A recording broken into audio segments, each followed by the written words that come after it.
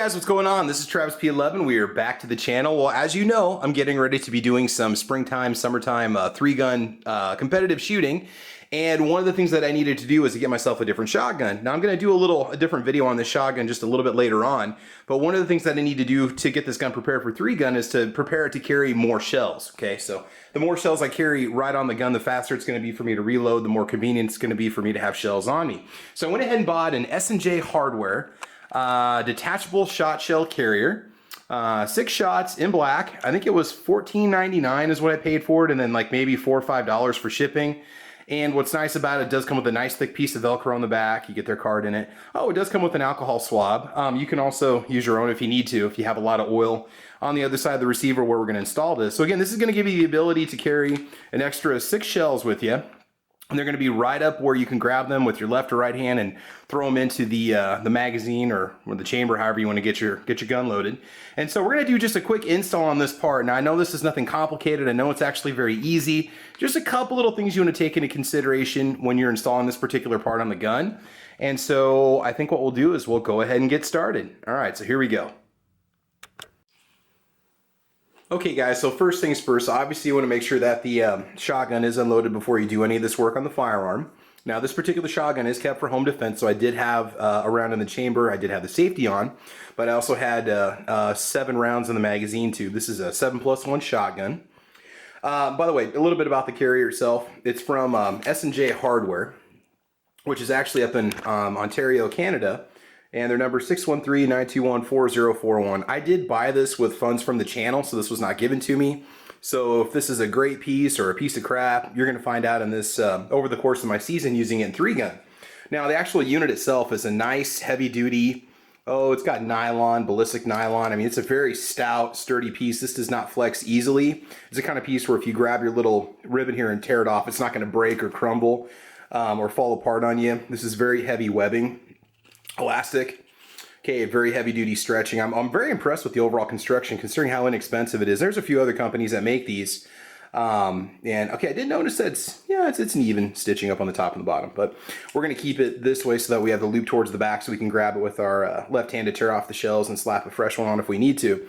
A couple things you got to take into consideration when you do this. First of all, you want to put this as far forward as you possibly can to be comfortable, but bear in mind if your fore end comes back and you say you have a fore end that will overlap the receiver when you pull back on the fore end completely and then push it forward, you want to make sure that you don't hit this. So you might have to put it back a little ways. Now my Mossberg, my Maverick 88 here, when you pull it back all the way, you can see that we've got plenty of clearance, so it's not going to be an issue. Another thing you got to keep into consideration is when you have shells in here, it's going to block easy access to your safety. So just keep that in mind if you're in a shooting competition where you have to have it on safe at a certain point and back off and back on.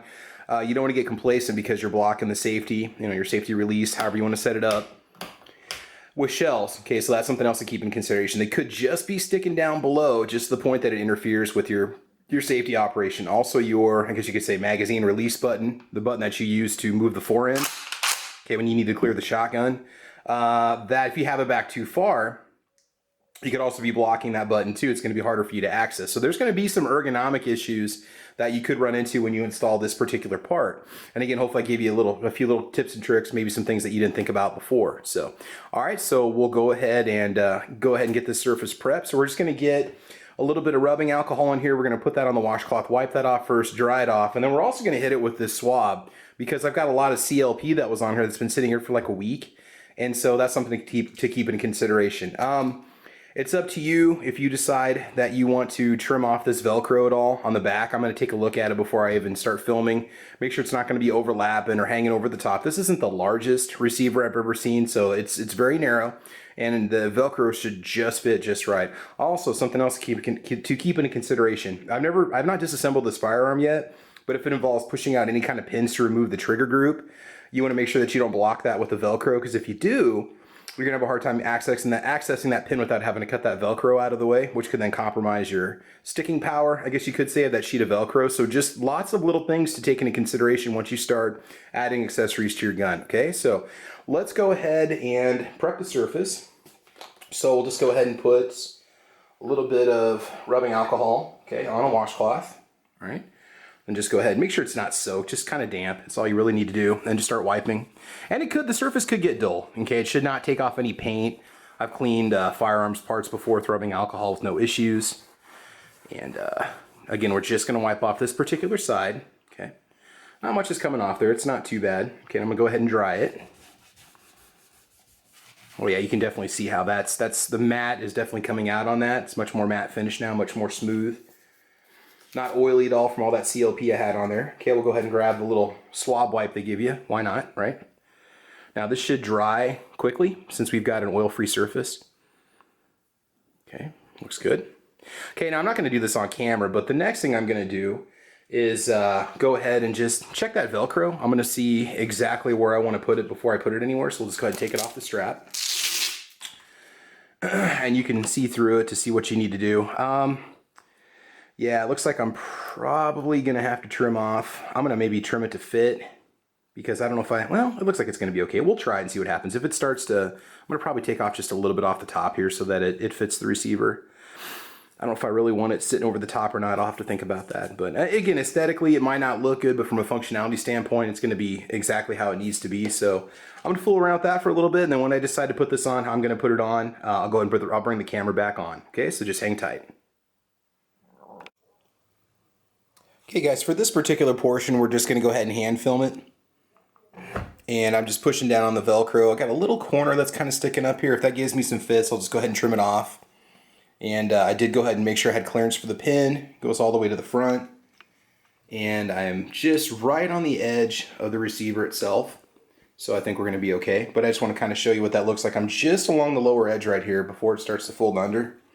And again, it might just be a little bit more Velcro than you really need, but I think it's going to work. If I have any problems with this, I'll get a more heavy-duty industrial piece of Velcro. So we'll see what we have. But yeah, I mean, otherwise I think we're looking pretty good. And like I said, it does kind of overlap over the top, but the way I see it, the more grabbable, surface area that we have down here in the bottom, the better chances I have when I have to slap up a fresh patch or strip with some shells on it.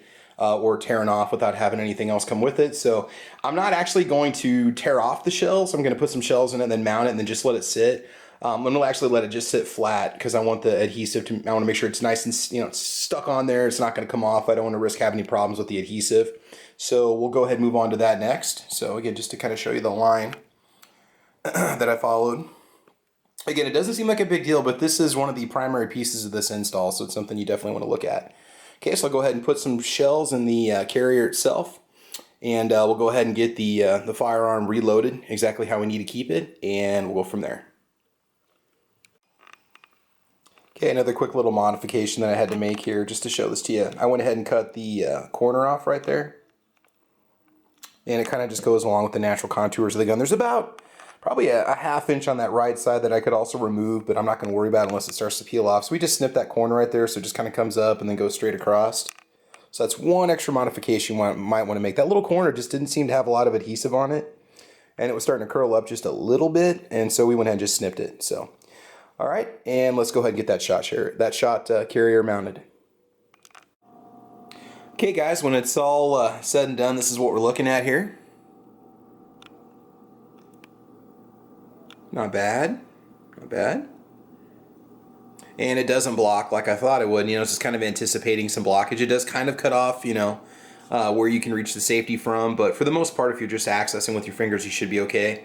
Plenty of clearance back here. Here's your little rib that's basically folded up out of the way. So it's not bad. I'm very happy with the install in the end. It looks good. I need to press on the Velcro just a little bit. And we do have a little bit of Velcro up there. If that would start to curl off, I don't know if that's the loop portion of it, I guess you could say. I could snip that off or cut that off, but I'm okay with it right now. I think it's going to be solid. Again, they have just the right amount of space between the shells, so it's not huge, but at the same time, everything's nice and snug. These are tight. I mean, they obviously need to be broken in just a little bit. And as time goes on, it'll start to wear itself in a little bit. But yeah, I'm very happy with it. Okay, very simple, $15 and about $4 or $5 for shipping. Even though it came from, I'm assuming it shipped from Canada.